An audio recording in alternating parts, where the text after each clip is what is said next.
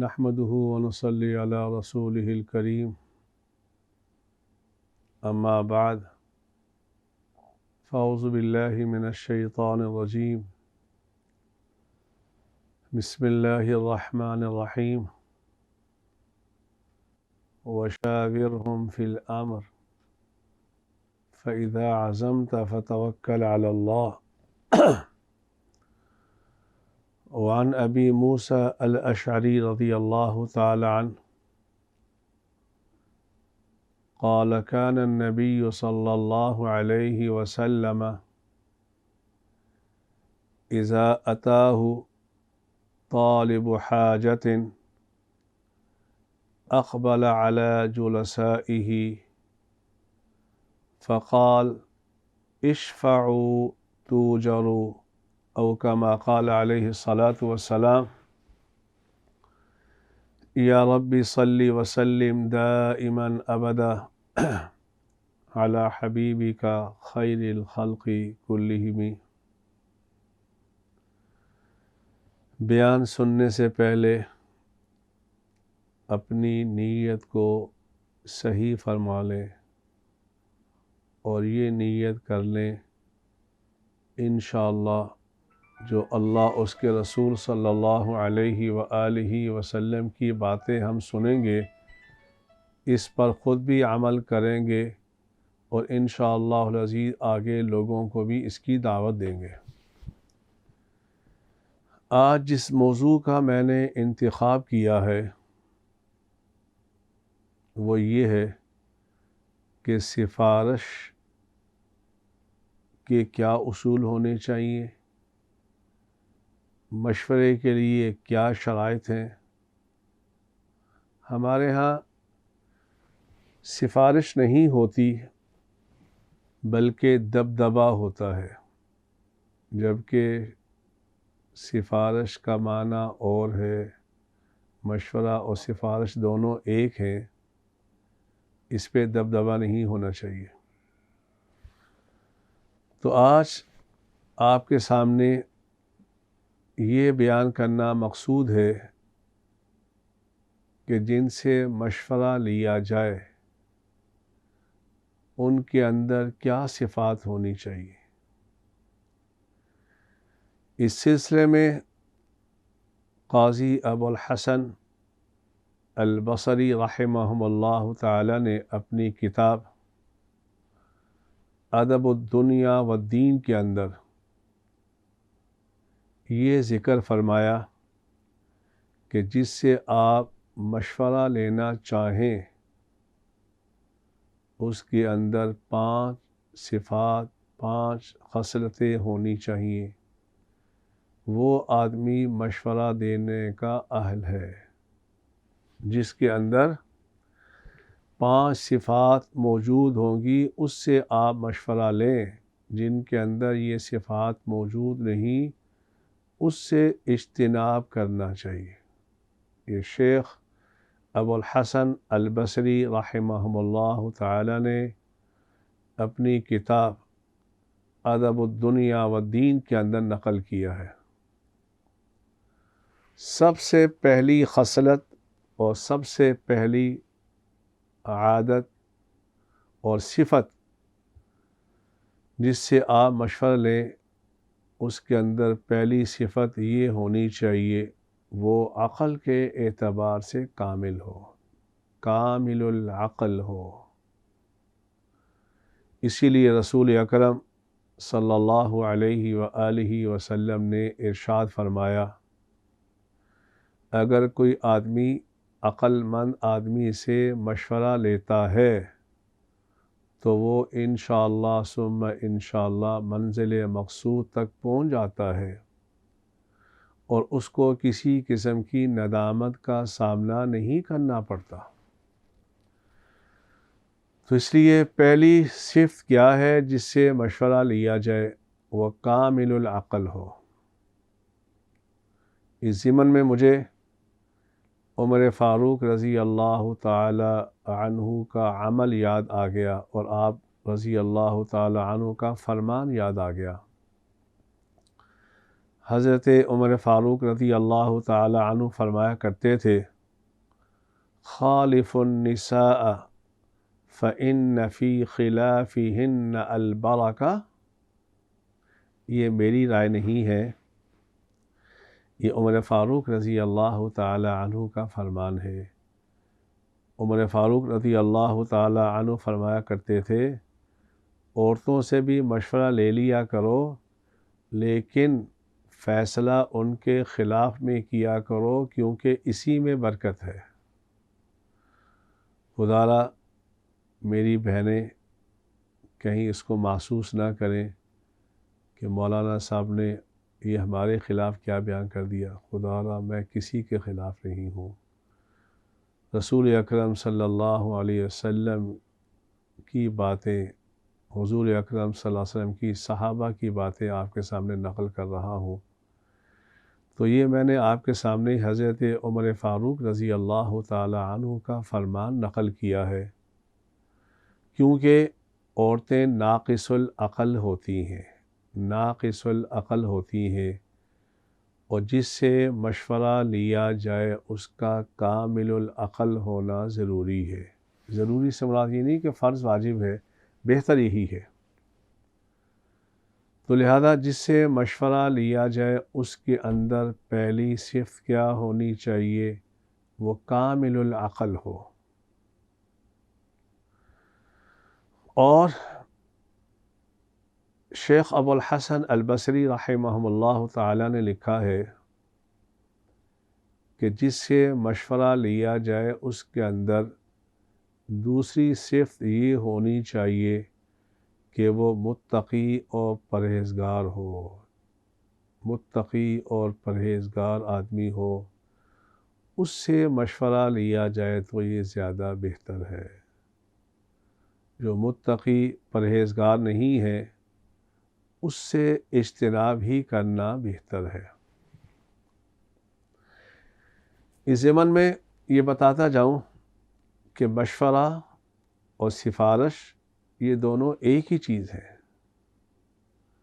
ہمارے معاشرے میں آج کل جہاں کوئی کام 2 نمبر ہوتا ہے اس کی سفارش کی جاتی ہے، اور پھر یہ کہا جاتا ہے کہ آپ نے یہ کام کرنا ہے، میں اس کی سفارش کر رہا ہوں. حالانکہ اس سفارش کے اندر ایک مشورہ دیا جاتا ہے کہ میرے بھائی، میرے گمان کے مطابق جس آدمی کی میں سفارش کر رہا ہوں، میرے گمان کے مطابق یہ اس کا اہل ہے، لیکن اگر یہ اس کا اہل نہیں ہے تو آپ اپنے اصول کے مطابق فیصلہ کریں. سفارش اصل میں یہ ہے. اس پہ مجھے وہ رسول اکرم صلی اللہ علیہ وسلم کی ایک حدیث یاد آ گئی. ہمارے لیے میرے بھائیوں، ہمارے لیے رسول اکرم صلی اللہ علیہ وآلہ وسلم کی زندگی نمونہ ہے. رسول اللہ کی زندگی نمونہ ہے. ہمارے لیے کسی فرد کی زندگی نمونہ نہیں ہے، الا یہ کہ اگر وہ فرد متبع سنت ہے تو بہت اچھا. لیکن اس ضمن میں ایک جملہ میں کہتا جاؤں، رسول اللہ صلی اللہ علیہ وآلہ وسلم کی سنتوں پر عمل کرنے کی وجہ سے نور پھیلتا ہے. رسول اللہ صلی اللہ علیہ وسلم کی سنتوں پر عمل کرنے کی وجہ سے نور پھیلتا ہے. اور اگر کسی شخص کی اتباع کی جائے جو سنت کے خلاف عمل کرتا ہو، اس سے بدعات اور ظلمتیں پھیلتی ہیں، نور نہیں پھیل سکتا. تو اس سفارش کے ضمن میں مجھے رسول اکرم صلی اللہ علیہ وآلہ وسلم کی ایک حدیث یاد آ گئی. وہ یہ کہ حضرت عائشہ رضی اللہ تعالی عنہا کی آزاد کردہ لونڈی حضرت بریرہ رضی اللہ تعالی عنہا کا واقعہ یاد آ گیا. حضرت بریرہ رضی اللہ تعالی عنہا کا نکاح غلامی کے زمانے میں حضرت مغیث رضی اللہ تعالی عنہ سے ہوا. حضرت مغیث رضی اللہ تعالی عنہ بیچارے بڑے ہی کالے تھے اور اتنے خوبصورت بھی نہیں تھے، اور حضرت بریرہ رضی اللہ تعالی عنہ کو اللہ نے بڑا حسن و جمال سے نوازا ہوا تھا۔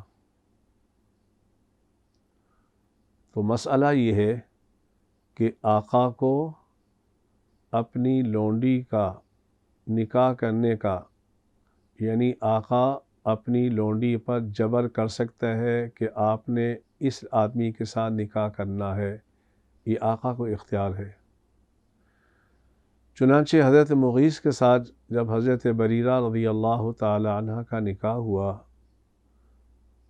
تو یہ پہلے کسی اور کی لونڈی تھی، اس کے بعد حضرت عائشہ رضی اللہ تعالی عنہ نے انہیں خرید لیا۔ خریدنے کے بعد حضرت عائشہ رضی اللہ تعالی عنہ نے حضرت بریرہ کو آزاد کر دیا۔ جب آزاد کر دیا تو مسئلہ یہ ہے کہ اگر لونڈی آزاد ہو جائے اور ہو وہ شادی شدہ تو اس کو اختیار ہوتا ہے آزادی کے بعد چاہے اپنے پہلے نکاح کو برقرار رکھے یا اس کو ختم کر دے۔ یہ لونڈی کے متعلق عرض کر رہا ہوں۔ حضرت عائشہ رضی اللہ تعالی عنہ نے جب ان کو آزاد کیا تو حضرت بریرہ رضی اللہ تعالی عنہ نے حضرت مغیث سے کہا کہ اب میں اپنا نکاح ختم کر دیتی ہوں۔ جب نکاح ختم کیا، روایات میں آتا ہے حضرت مغیث رضی اللہ تعالی عنہ مدینہ کی گلیوں میں روتے ہوئے چکر لگا رہے تھے۔ حضرت ابن عباس رضی اللہ تعالی عنہ فرماتے ہیں کہ مجھے وہ وقت یاد ہے کہ جب مغیث مدینہ کی گلیوں میں اتنا رو رہے تھے کہ ان کی داڑھی بھی آنسوؤں کی وجہ سے تر ہو گئی۔ چنانچہ حضرت مغیث رسول اکرم صلی اللہ علیہ وآلہ وسلم کی خدمت میں حاضر ہوئے روتے ہوئے۔ اللہ کے نبی صلی اللہ علیہ وآلہ وسلم نے فرمایا، مغیث کیا ہوا تجھے؟ کہ یا رسول اللہ صلی اللہ علیہ وسلم، حضرت عائشہ صدیقہ رضی اللہ تعالی عنہ نے بریرہ کو آزاد کر دیا، اور آزادی کے بعد بریرہ نے اپنے نکاح کو ختم کر دیا۔ میں اس لیے رو رہا ہوں کہ آپ بریرہ کو سمجھائیں نکاح کو ختم نہ کرے۔ اب میں مسئلے کی طرف آ رہا ہوں۔ رسول اکرم صلی اللہ علیہ وآلہ وسلم نے حضرت بریرہ کو بلایا کہ بریرہ، مغیث میرے پاس آیا ہے روتا ہوا اور سنا ہے تو نے نکاح کو ختم کر دیا ہے۔ حضرت بریرہ رضی اللہ تعالی عنہ نے رسول اکرم صلی اللہ علیہ وآلہ وسلم کی ساری گفتگو سنی۔ سننے کے بعد حضرت بریرہ نے عرض کیا، یا رسول اللہ صلی اللہ علیہ وسلم، آیا آپ کا یہ مشورہ ہے کہ میں اس نکاح کو برقرار رکھوں یا آپ کا حکم ہے؟ کیا مسئلہ سمجھانا تھا۔ اے اللہ کے نبی صلی اللہ علیہ وسلم، آپ کا یہ حکم ہے یا آپ کا مشورہ ہے؟ قربان جائیں رسول اکرم صلی اللہ علیہ وآلہ وسلم پر۔ فرمایا، بریرہ، میرا حکم نہیں ہے، میرا مشورہ ہے۔ تو حضرت بریرہ رضی اللہ تعالی عنہ نے عرض کیا، یا رسول اللہ صلی اللہ علیہ وسلم، آپ سے ہی سنا ہے کہ مشورے کے بارے میں اختیار ہوتا ہے، چاہے میں آپ کا مشورہ قبول کروں یا نہ کروں۔ تو اللہ کے نبی صلی اللہ علیہ وسلم نے میرے بھائیوں 1% بھی محسوس نہیں کیا کہ بریرہ نے میرا مشورہ کیوں نہیں قبول کیا۔ ہمارے معاشرے میں دینداروں کے بھی فون آتے ہیں کہ جناب میں یہ سفارش کر رہا ہوں، آپ نے اس کو رد نہیں کرنا۔ اور بھائی، سفارش کا مطلب یہ ہوتا ہے کہ اگر آپ بہتر سمجھیں تو کر لیں، اگر بہتر نہ سمجھیں تو نہ کریں، میں 1% بھی محسوس نہیں کروں گا۔ دینداروں کے اندر بھی، ہمارے سرکاری اداروں کے اندر بھی سفارش نہیں ہوتی، دبدبا ہوتا ہے۔ میرے بھائیوں، ایسا نہ کیا کرو، ایسا نہ کیا کرو۔ یہ جو میں نے حدیث آپ کے سامنے پڑھی، حضرت ابو موسیٰ اشعری رضی اللہ تعالی عنہ سے روایت ہے، وہ فرماتے ہیں کان النبی صلی اللہ علیہ وسلم، اللہ کے نبی صلی اللہ علیہ وآلہ وسلم کے پاس اذا اتا طالب حاجت، جب کوئی حاجت مند آتا سوال کرنے کے لیے، تو اللہ کے نبی صلی اللہ علیہ وآلہ وسلم اس مجلس میں بیٹھے ہوئے افراد سے فرمایا کرتے تھے اشفعوا، تم اس کی سفارش کرو، تم سفارش کرو گے تو اللہ کے ہاں تمہیں اجر ملے گا، چاہے وہ کام ہو یا نہ ہو۔ ہمارے معاشرے کے اندر ہر جگہ یہی کام ہوتا ہے، مدارس کے اندر بھی یہی کام ہوتا ہے۔ اگر سفارش نہ مانی جائے، دوبارہ ان مولانا صاحب کو ملنے جائے تو وہ سلام کا جواب ہی نہیں دیتے، اور یہ جملہ کہتے ہیں تو نے میری سفارش کو کیوں نہیں قبول کیا؟ اور میرے بھائیو، تم تو عام امتی ہو، رسول اکرم صلی اللہ علیہ وآلہ وسلم نے حضرت بریرہ سے کبھی بھی ناراضگی کا اس کے بعد اظہار نہیں فرمایا تھا۔ اس پہ مجھے ایک اور بات یاد آ گئی حضرت بریرہ کے اوپر، کہ حضرت بریرہ رضی اللہ تعالی عنہا ایک دفعہ رسول اکرم صلی اللہ علیہ وسلم حضرت بریرہ رضی اللہ تعالی عنہا کے گھر تشریف لے گئے۔ آج تو ہمارے معاشرے میں ہم میں سے کون ہے جو اپنے چوکی دار کے گھر، اپنے ملازم کے گھر جاتا ہو اس کا پوچھنے کے لیے؟ ممکن نہیں ہے۔ یہاں تک کہ جو مروجہ دیندار ہیں وہ بھی اس سنت پہ عمل نہیں کرتے۔ اللہ کے نبی صلی اللہ علیہ وسلم اپنے صحابہ کے، وہ صحابہ جو غریب ہوا کرتے تھے ان کے گھروں میں تشریف لے کے جایا کرتے تھے۔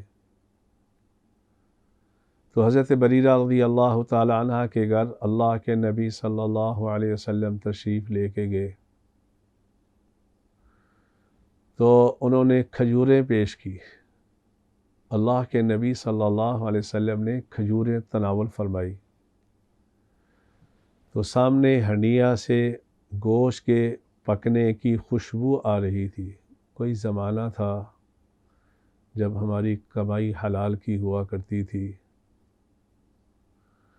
جب ہماری کمائی حلال کی ہوا کرتی تھی تو جب ایک گھر میں دال بھی پکا کرتی تھی تو 20 گھر تک خوشبو آیا کرتی تھی۔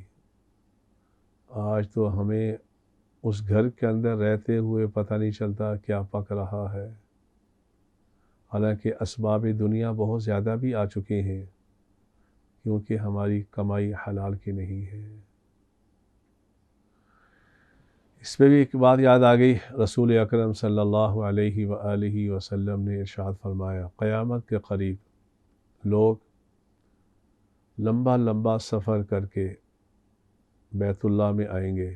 ایک شخص آئے گا، بکھرے ہوئے بال ہوں گے، ملتزم پہ کھڑے ہو کر کہے گا یا رب یا رب یا رب، اے اللہ اے اللہ میری یہ حاجت پوری فرما دے، یہ کر دے، یہ کر دے۔ تو اللہ کے نبی صلی اللہ علیہ وسلم نے فرمایا، اللہ فرماتے ہیں میں اس شخص کی ایک بھی دعا قبول نہیں کروں گا، چاہے لمبا سفر کر کے کیوں نہ آیا ہو۔ وجہ حضور نے کیا فرمایا؟ وَمَلْبَسُهُ حَرَامٌ وَمَشْرَبُهُ حَرَامٌ وَغُذِّيَ بِالْحَرَامِ، اس آنے والے کا کھانا پینا لباس حرام کا ہوگا، ایسے شخص کی کیسے دعا قبول کی جائے؟ آج یہ کورونا ہمارے اوپر ایک عذاب کی صورت میں آیا ہوا ہے، لوگ دعائیں بھی کر رہے ہیں، مساجد کے اندر بھی دعائیں ہوتی ہیں، بیت اللہ میں بھی دعائیں ہوتی ہیں، لیکن کوئی اثر کیوں نہیں؟ وجہ یہ ہے میرے بھائیوں، ہماری غذا ٹھیک نہیں ہے۔ وَمَلْبَسُهُ حَرَامٌ وَمَشْرَبُهُ حَرَامٌ وَغُذِّيَ بِالْحَرَامِ۔ ہم رشوت کے پیسوں سے اپنی افطاری کرتے ہیں، ظالم کا خون، ظالم مظلوم کا خون چوس کر کھانا کھاتا ہے، ایسے آدمی کی دعا کیسے قبول ہو؟ تو میں عرض کر رہا تھا، حضرت بریرہ رضی اللہ تعالی عنہا کے گھر حضور تشریف لے گئے، انہوں نے کھجوریں پیش کی، اللہ کے نبی نے کھجوریں تناول فرمائی تو دیکھا ہنڈیا سے گوشت کے پکنے کی خوشبو آ رہی تھی۔ رسول اکرم صلی اللہ علیہ وآلہ وسلم، میں کہتا ہوں ایسے نبی پر کروڑوں نہیں، اربوں نہیں، کھربوں نہیں، اے اللہ جتنی تیری معلومات ہیں اتنا درود و سلام ہو اس نبی پر۔ ہاں، کیا پیارا نبی اللہ نے ہمیں دیا، کیا پیارے نبی ہیں صلی اللہ علیہ وسلم۔ تو اللہ کے نبی نے حضرت بریرہ سے فرمایا، بریرہ کھجوریں تو نے پیش کر دی ہیں، کیا ہمیں گوشت نہیں کھلائے گی؟ گوشت نہیں کھلائے گی؟ حضرت بریرہ رضی اللہ تعالی عنہ نے عرض کیا، ہذہ صدقۃ یا رسول اللہ، ہذہ صدقۃ یا رسول اللہ، اے اللہ کے نبی صلی اللہ علیہ وسلم، یہ جو گوشت ہے یہ صدقے کا گوشت ہے، اور آپ تو سیدوں کے سردار ہیں، آپ کے لیے صدقہ کھانا جائز نہیں، اس لیے میں نے آپ کی خدمت میں یہ پیش نہیں کیا۔ رسول اکرم صلی اللہ علیہ وسلم نے ایک جملہ ارشاد فرما کر آنے والی انسانیت کو ایک مسئلہ سمجھا دیا۔ آپ نے فرمایا، لکی صدقۃ، لکی صدقۃ ولنا ہدیہ، اے بریرہ جب تجھے کسی نے دیا تھا وہ صدقہ تھا، لیکن جب تو نے قبضہ کر لیا اب تو مجھے کھلانا چاہے تو یہ میرے لیے ہدیہ ہو جائے گا۔ اصول فقہ میں ایک مسئلہ ہے کہ ملکیت کے تبدیل ہونے سے شے کی حقیقت تبدیل ہو جاتی ہے، تو اللہ کے نبی صلی اللہ علیہ وسلم نے مسئلہ سمجھا دیا، اگر آپ نے کسی آدمی کو زکوٰۃ کے پیسے دیے، اس نے قبضہ کر لیا، قبضہ کرنے کے بعد وہ آپ کی دعوت کرنا چاہے تو آپ اس کی دعوت میں جا بھی سکتے ہیں، وہ کھانا بھی کھا سکتے ہیں، آپ نے زکوٰۃ کا مال نہیں کھایا، اب آپ نے ہدیہ کھایا۔ تو اللہ کے نبی صلی اللہ علیہ وسلم نے حضرت بریرہ رضی اللہ تعالی عنہا کو مسئلہ سمجھا دیا۔ کہنے کا مقصد یہ ہے کہ سفارش ہونی چاہیے، دبدبا نہیں ہونا چاہیے۔ تو جس سے مشورہ لیا جائے اس میں 5 صفات ہونی چاہیے، 5 صفات۔ پہلی صفت کامل العقل ہو، عقل کے اعتبار سے کامل ہو۔ دوسری صفت جس سے مشورہ لیا جائے وہ متقی اور پرہیزگار ہو، متقی پرہیزگار ہو۔ تیسری صفت جس سے مشورہ لیا جائے اس میں تیسری صفت یہ ہونی چاہیے وہ آپ کا خیر خواہ بھی ہو، آپ سے محبت کرنے والا بھی ہو۔ جس سے مشورہ لیا جائے اس کے اندر تیسری صفت یہ ہونی چاہیے کہ آپ کا وہ خیر خواہ بھی ہو، آپ سے اس کو محبت بھی ہو۔ چوتھی صفت جس سے مشورہ لیا جائے اس کے اندر، اس کے لیے چوتھی صفت یہ ہے کہ وہ مشورہ دیتے ہوئے کسی فکر کے اندر، کسی سوچ کے اندر ڈوبا ہوا نہ ہو، اس وقت وہ خالی و ذہن ہو۔ اگر وہ اس کا ذہن منتشر ہے، کسی اور طرف اس کا ذہن لگا ہوا ہے، اس حالت کے اندر وہ مشورہ نہیں دے سکتا۔ تو چوتھی صفت یہ ہونی چاہیے مشورہ دینے والا مشورہ دیتے ہوئے خالی و ذہن ہو، اس کے ذہن میں کوئی انتشار نہ ہو۔ اور پانچویں صفت اور آخری صفت یہ ہے کہ مشورہ دیتے ہوئے اس کی اپنی خواہش نفسانی مقصود نہ ہو، اس کا اپنا کوئی مقصود اور غرض چھپا ہوا نہ ہو، صرف اللہ کی رضا کے لیے مشورہ دے رہا ہو۔ یہ 5 صفات ہیں مشورہ لینے کے لیے۔ جس آدمی سے مشورہ لیا جائے اس کے اندر یہ 5 صفات ہونی چاہیے۔ سب سے پہلی، عقل کے اعتبار سے کامل ہو۔ دوسری، متقی اور پرہیزگار ہو۔ تیسرا، آپ سے محبت کرنے والا ہو۔ چوتھی صفت، مشورہ دیتے ہوئے وہ کسی اور غم و فکر کے اندر مبتلا نہ ہو۔ اور پانچویں صفت یہ ہے کہ اس کا اپنا کوئی مقصد اس کے اندر مستتر نہ ہو، اس کی خواہش نفسانی اس کے اندر نہ ہو، صرف اللہ کی رضا کے لیے مشورہ دے رہا ہو۔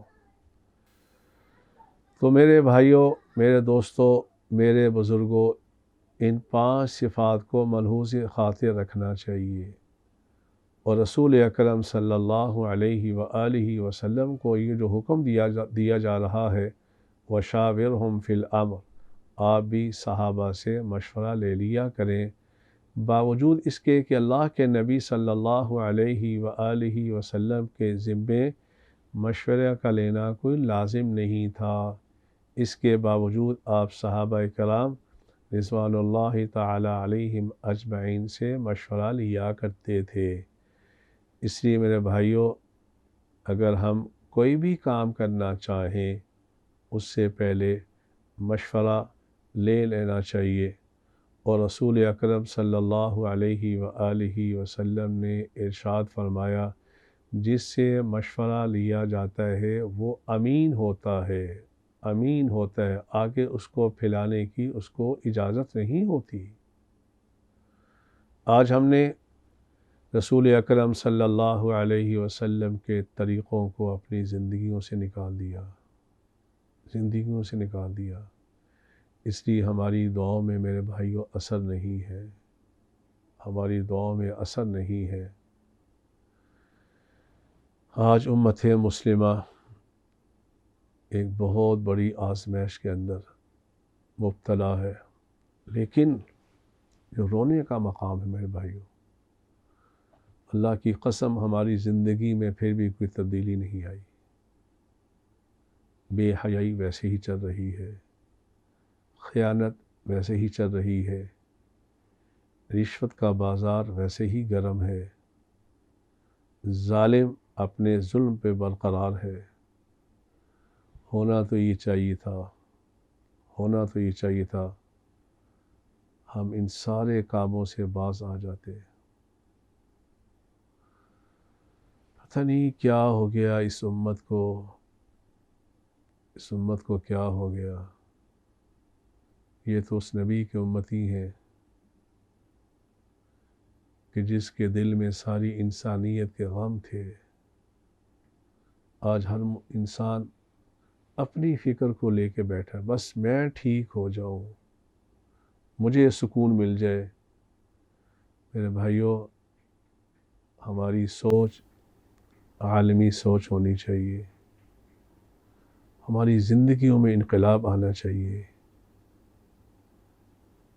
ہمیں چاہیے اس زمانے کے اندر روزانہ میں آپ سے التماس کرتا ہوں، آخری پیغام دینا چاہتا ہوں، آخری پیغام، کہ رات کو اٹھ کر رسول اکرم صلی اللہ علیہ وآلہ وسلم پر 313 مرتبہ درود پڑھو، پھر 2 رکعت نماز صلاۃ توبہ پڑھو، پھر اللہ کے حضور گر گڑا کے رو، ربا تو اس وبا کو ختم فرما دے، آج تو بعد جاتے ہیں، اللہ کی قسم محسوس نہیں ہوتا کہ رمضان کا مہینہ ہے یا نہیں. ویسے حالانکہ رمضان کا جب مہینہ آتا تھا صحابہ کرام رضوان اللہ تعالی علیہم اجمعین کے زمانے میں، تو ان کی جو خوشی کا عالم ہوتا تھا اس کو بیان نہیں کیا جا سکتا. اس لیے میں اس میڈیا کے ذریعے سے اپنے سننے والوں کو یہ پیغام دینا چاہتا ہوں، دیکھو توبہ کر لو، اپنے اللہ کو منا لو. وہ اسباب کے پیچھے پڑے ہو، یہ کر لو گے تو یہ ہو جائے گا، یہ کر لو گے تو یہ ہو جائے گا. جس کے قبضے میں سب کچھ ہے وہ ہے اللہ. وما تسقط من ورقۃ الا یعلمها، کوئی بھی پتا نہیں ہلتا نہیں گرتا مگر اس کا علم بھی میرے اللہ کو ہوتا ہے. یہ سب کچھ اللہ کے قبضے میں ہے، سب کچھ اللہ کے قبضے میں ہے. اس لیے اللہ کو منا لو، اللہ کو منا لو، اللہ کو منا لو. اب دعا کے لیے ہاتھ اٹھا لیں. الحمد للہ رب العالمین والصلاة والسلام على سید الانبیاء والمرسلین.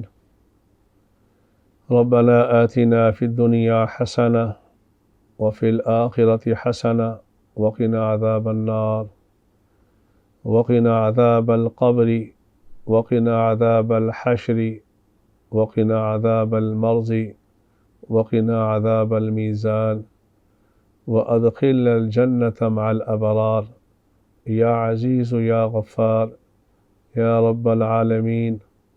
ربنا ظلمنا أنفسنا وإن لم تغفر لنا وترحمنا لنكونن من الخاسرين. ربنا إننا سمعنا مناديا ينادي للإيمان أن آمنوا بربكم فآمنا. ربنا فاغفر لنا ذنوبنا وكفر عنا سيئاتنا وتوفنا مع الأبرار وتوفنا مع الأبرار وتوفنا مع الأبرار. اے اللہ ہمارے گناہوں کو معاف فرما دے، اے اللہ ہمارے گناہوں کو معاف فرما دے، اے اللہ ہمارے گناہوں کو معاف فرما دے. اے اللہ اس وبا کو ختم فرما دے. اے اللہ دنیا کی کوئی طاقت اس کو ختم نہیں کر سکتی جب تک تو نہیں چاہے گا. اے اللہ آج ہماری نظر دنیا والوں پہ ہے، کافروں پہ ہے، یہودیوں پہ ہے کہ وہ اس کا حل سوچ سکتے ہیں، وہ کچھ نہیں کر سکتے.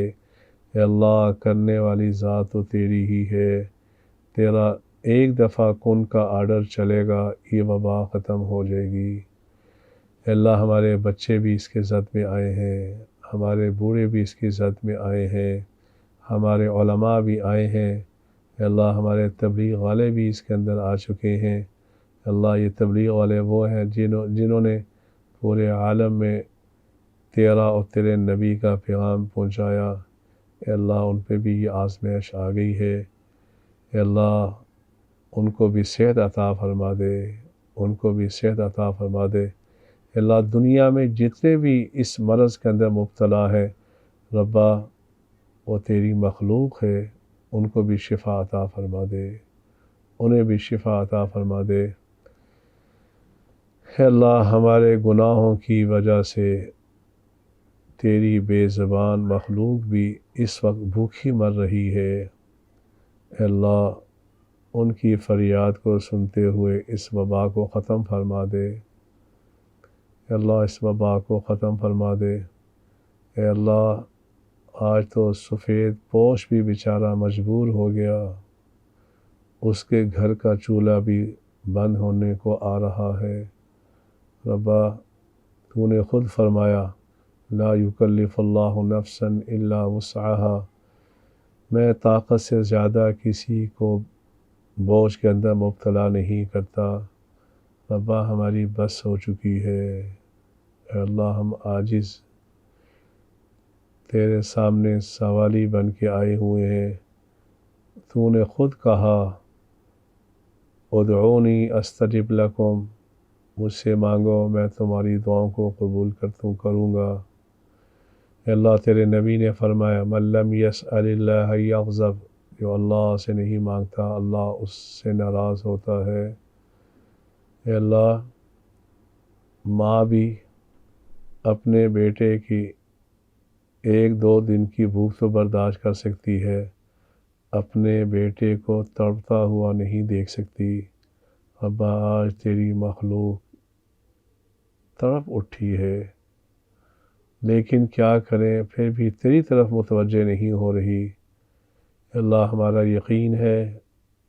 یقین ہے اگر یہ مخلوق تیری طرف ہاتھ اٹھا کے تجھ سے مانگنا شروع کر دے، ربا تو اس وبا کو ختم کر سکتا ہے۔ اے اللہ ہمیں مانگنا نہیں آتا، بن مانگے عطا فرما دے۔ اے اللہ ہمارے اس ملک پاکستان کی حفاظت فرما۔ اے اللہ یہ وہ ملک ہے جس کی بنیاد لا الہ الا اللہ محمد الرسول اللہ پہ رکھی ہے۔ اے اللہ ہمارا یقین ہے جس کی بنیاد لا الہ الا اللہ پہ ہے، اے اللہ اس کی حفاظت تو خود فرماتا ہے۔ اے اللہ اس ملک پاکستان کی حفاظت فرما۔ اے اللہ یہاں سے فرقہ واریت کی لعنت کو ختم فرما دے، دہشت گردی کو ختم فرما دے۔ اے اللہ یہاں کے رہنے والوں کو ایک بھی بنا دے، نیک بھی بنا دے۔